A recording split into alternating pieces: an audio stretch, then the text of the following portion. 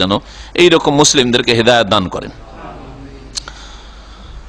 রোজা আল্লাহ পাকের প্রতি ঈমান রেখে আর নেকির আশায় রাখার কথা নবী সাল্লাল্লাহু আলাইহি ওয়াসাল্লাম বলেছেন।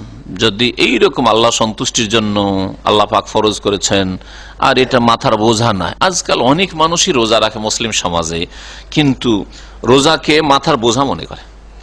রোজা মানে মাথার বোঝা তাদের কাছে, বিশেষ করে বড় দিনে কাজকর্ম করে, আরে কখন রোজা পার হবে, রোজা ছাড়তেও পারছি না, হয়তো ইমান খানিকটা আছে, ছাড়তেও পারছে না, আর বোঝা কখন যে শেষ হবে রোজা।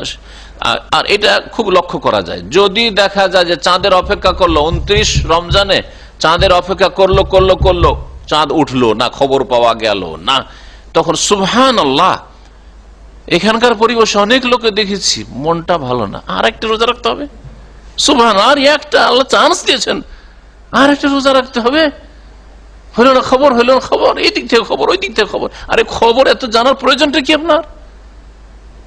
মাগরিবের পর থেকে শুধু খবর জিজ্ঞাসা কেন? তারাবি পড়েন আপনি, চাঁদ যদি হয়েও যায় তো তারাই পড়লে লস হলো, আপনার তাহাজ্জুদ হলো না, কিয়ামে রমাদান হলো না তো কিয়ামুল লাইল হলো, তাহাজ্জুদ হলো। কিন্তু এই জিজ্ঞাসা কেন? এটা কি এইরকম আচরণ নয় যে রোজা আর এই তারাবি বোঝা, সুতরাং চাঁদটা উঠে গেলেই ভালো হইতো আজকে? তো আল্লাহ পাক রব্বুল আলামিন যেন এইরকম আমাদেরকে মুসলিম না বানান।